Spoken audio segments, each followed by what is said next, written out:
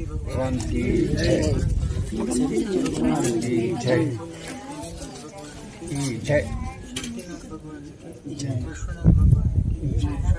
महावीर भगवान की, ओंकेश्वर बाहुबली भगवान की, गोविंद तीर्थंकर भगवान की, अजर श्री कुंकुन गुरुदेव की, अजर गुरुदेव श्री देवानंद जी महाराज की, बम गुरुदेव श्री देवानंद जी महाराज की, समस्त आचार्यों की, तीन कमनों को महाराजों की, द्वादशांति वाणी माता की जय।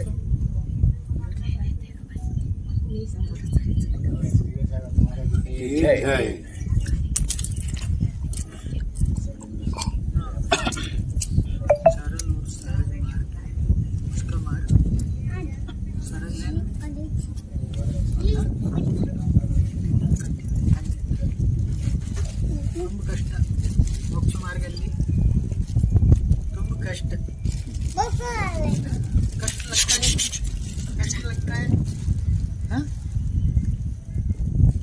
मोक्ष मार्ग कठिन दिखाई देता है।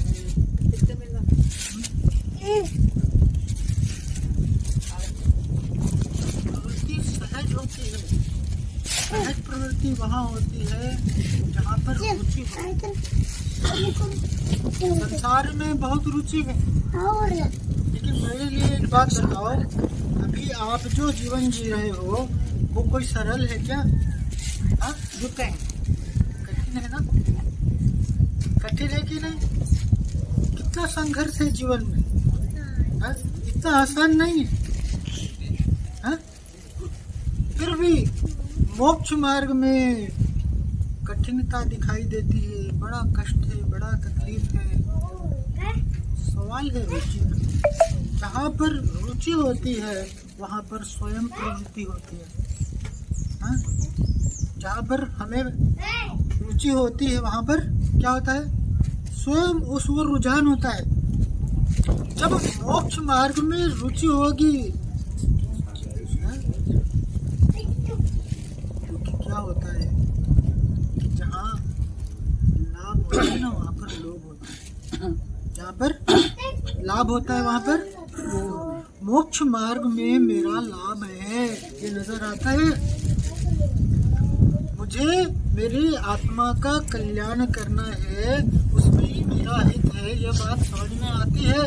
थोड़ी देर के लिए अच्छा लगता है, बहुत अच्छा लग रहा है, लेकिन थोड़ा देर पर्याप्त नहीं है। आत्मा को लक्ष्य में लेकर के धर्म के स्थान पर भी आकर के अगर हम संसार की पोषण की अपेक्षा करें, मैंने आज दर्शन किए, मैंने आज पूजन किया, मैंने आराधना किया और इससे मेरा काम बन जाए, हाँ? इससे मेरा काम बन जाए कि भाई मेरा घर नहीं बन रहा था बहुत दिन से, वो बन जाए। कोई चाहता है कि पुत्र मिल जाए, धन संपत्ति आगे मिल जाएगी। ऐसी सांसारिक सुखों की अपेक्षा लेकर के धर्म के कार्य करना, यही तो अपेक्षा लेकर के आ रहे।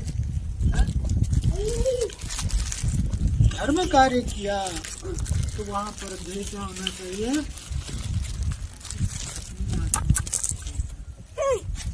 अपने आत्मा का कल्याण, आत्महित के लिए ही किया गया कार्य धर्म की श्रेणी में आता है। अन्यथा तो सब क्या है, संसार का कारण बनेगा कि धर्म से सब कुछ प्राप्त होता है। फिर पूजा किया, आराधना किया तो उससे ऐसा नहीं है कि धन नहीं मिलेगा या अधिक नहीं होगा। सारी इच्छाओं की पूर्ति होती है, लेकिन क्या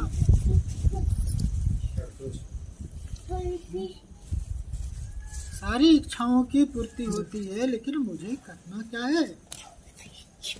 मेरा हित किसमें? किसी भी स्थिति में संसार में सुख नहीं है। कौन है संसार में? कौन है एक ऐसा भी व्यक्ति बताओ जो सुखी दिखाई देता है? ऐसा व्यक्ति दिखाओ। और सुख की जब इच्छा होती है तो यह विचार करो कि स्वर्गों में इससे कई गुना सुखों को भोगा है तुमने। कोई एक बार तो स्वर्ग नहीं होकर क्या, इससे कई गुना स्वर्गों में सुखों को भोगा है। और संसार में दुख है, संसार में तकलीफ तुम्हें महसूस हो रही है, तो विचार करो इससे कई गुना दुख तुमने नरकों में भोगा है। सच्चे सुख की पहचान कि सच्चा सुख किसमें है? कि धन पैसा मिल जाएगा तो सुखी हो जाऊंगा क्या, पुत्र मिल जाएगा तो सुखी हो जाऊंगा क्या, मैं केस जीत जाऊंगा तो सुखी हो जाऊंगा क्या? आत्मिक सुख ही सच्चा सुख है। वैराग्य नहीं होता, विरक्ति नहीं होती, बात सारी समझ में आती है कि ये धर्म कार्य है, ये अच्छा है, लेकिन वो वैराग्य होता नहीं। होता है क्या वैराग्य? बहुत लोग का प्रश्न ऐसा है कि भाई हमें वैराग्य क्यों नहीं होता? हमें अच्छा तो लगता है, ये मोक्ष का मार्ग अच्छा लगता है, लेकिन उस ओर प्रवृत्ति क्यों नहीं होती, विरक्ति क्यों नहीं होती हमें संसार से? तो आचार्य कहते हैं जगत का स्वभाव व संवेग। आचार्य ने क्या कहा, क्या दिया? जगत का स्वभाव व संवेग वैराग्यार्थम। जगत काया संसार शरीर और भोगों के बारे में विचार करोगे, संसार शरीर और भोगों की वास्तविकता के बारे में विचार करोगे तो तुम्हारे लिए विरक्ति होगी। संसार का स्वरूप देखो कि संसार में कैसा है कि सब कुछ क्षण भंगुर है, सब कुछ कैसा है, अस्थायी है, सदा काल रहने वाला नहीं है। अपेक्षा तो करता है कि सदा काल रहेगा, लेकिन कुछ भी ऐसी उपलब्धि है जो सदा काल रही? ऐसा स्वरूप ही है कि संसार में कुछ भी क्या है, स्थायी नहीं है, सदा काल रहने वाला नहीं है। ये संसार की वास्तविकता है। दुख होता है ना, तकलीफ होता है ना, ये बिछुड़ गया, ये छूट गया, अरे ये तो ऐसा है ही स्वरूप संसार का। कैसा है कि कुछ भी यहाँ स्थिर क्षण भंगुर है। और शरीर देखो कि शरीर क्या है, दुखों का खान है, दुख का खान है, रोगों का पिंड है, रोगों का पिंड है।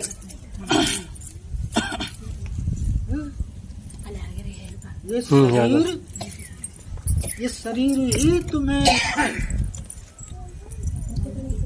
संसार में भटका रहा है। शारीरिक सुख, इंद्रिय सुख की जो अपेक्षा है, ये इंद्रिय सुख ही संसार पर कारण है। शरीर में जो आत्मबुद्धि हो रही है, शरीर की वास्तविकता का विचार करो है कि शरीर कैसा है।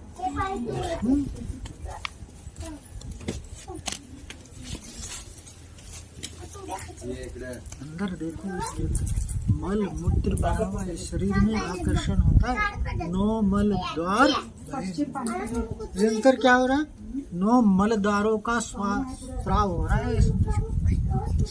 शरीर में जो बुद्धि हो रही है ना, शरीर में लगता है वे शरीर, ये शरीर कैसा है, गिना है, गिना। इसके अंदर क्या भरा हुआ दिखता है,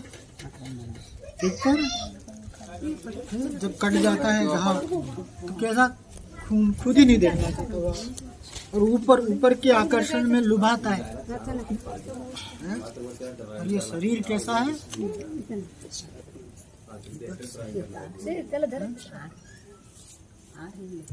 शरीर दुख का कारण है, शरीर रोगों का पिंड है।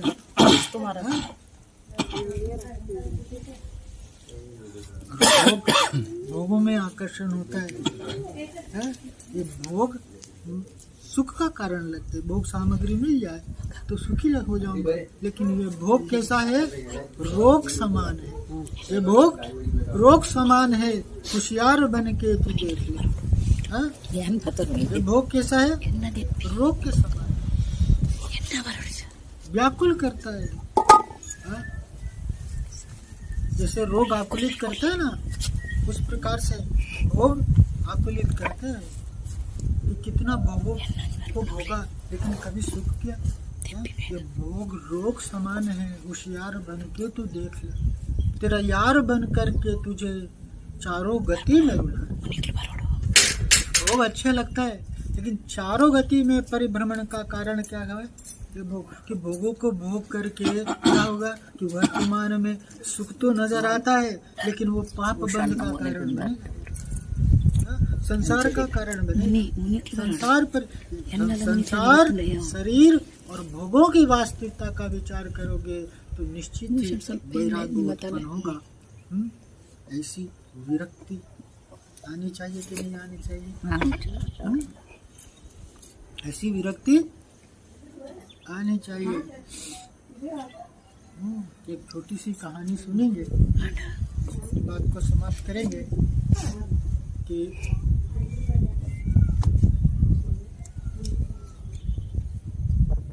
कुमार मिट्टी का घड़ा बना रहा था।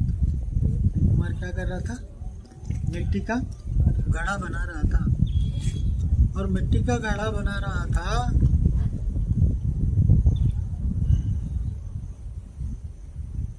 तो उसकी पत्नी पूछती कि क्या बना रहे हो ये? तो कुमार बोलता है कि नहीं, वो चिलम बना रहा था। कुमार क्या बना रहा था? एक कुमार चिलम बना रहा था। चिलम समझते हैं ना? नशा करते ना, हुक्का गांजा, चिलम, वो बना रहा था। अब वो है सो पत्नी पूछती उसकी कि भैया क्या बना रहे हो? तो बोले कि चिलम बना रहा हूँ, तो बहुत डिमांड है बाजार में, बहुत बिकेगी। तो बोले कि सुराई बनाओ, घड़े वगैरह बनाओ, गर्मी के दिन आ गए। तो बोले सुराई वगैरह बनाओ, गर्मी के दिन है, तो वो भी बहुत बिकेंगे।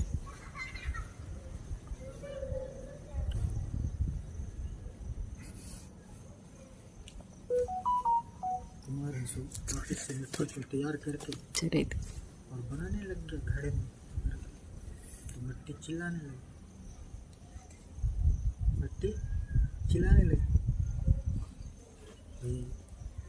देखना ये क्या कर रहे? बोले ये क्या कर रहे हो? अभी तो मुझे कुछ और रूप दे रहे थे और अब कुछ और रूप दे रहे हो। अभी तो मुझे कुछ और रूप दे रहे थे और अभी कुछ और रूप दे रहे हो। तो कुमार क्या बोला कि मेरा मन बदले। देखना मिट्टी क्या बोलती है। मिट्टी जो बोली उस बात में सारा अर्थ छुपा हुआ है। तो मिट्टी कहती है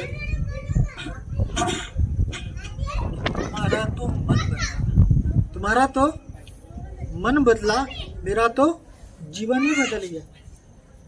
तुम्हारा तो मन बदला, मेरा तो जीवन ही बदल गया। चिलम बनती तो स्वयं भी जलती, और दूसरों को भी जलाती। अब मटका बनूंगी तो खुद भी ठंडी रहूंगी और दूसरों को भी ठंडा करूंगी। जीवन में परिवर्तन अपेक्षित है, बदलाव अपेक्षित है। अगर ये बातें जीवन में परिवर्तन को घटित नहीं कर पा रही है तो कोई अर्थ नहीं। बातें किस लिए? सुन करके सिर्फ एक कान से सुना और अपने जीवन में बदलाव जरूरी है। जब तक बदलाव नहीं आएगा, जब तक प्रवृत्ति नहीं होगी, तब तक प्राप्ति नहीं हो सकती। रत्नत्रय से ही मेरा हित है, मोक्ष मार्ग में ही मेरा हित है, और उस और लक्ष्य लेकर के चलेंगे तो जीवन में क्या निश्चित परिवर्तन आएगा और हमें वो प्राप्त होगा जो वास्तव में प्राप्त है। इसी मंगल भावना के साथ सभी के लिए सद्बोध की प्राप्ति।